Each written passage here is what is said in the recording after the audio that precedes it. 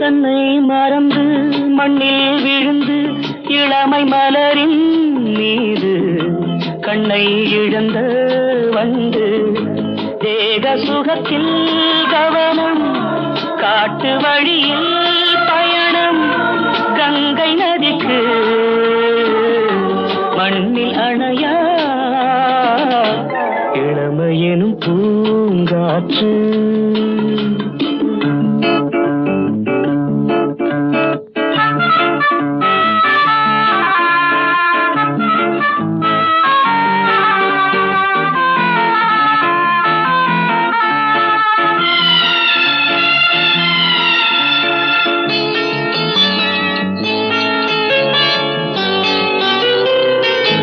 அங்கம் முழுதும் பொங்கும் இளமை இதம் பதமாய் தோன்ற அள்ளி அணைத்த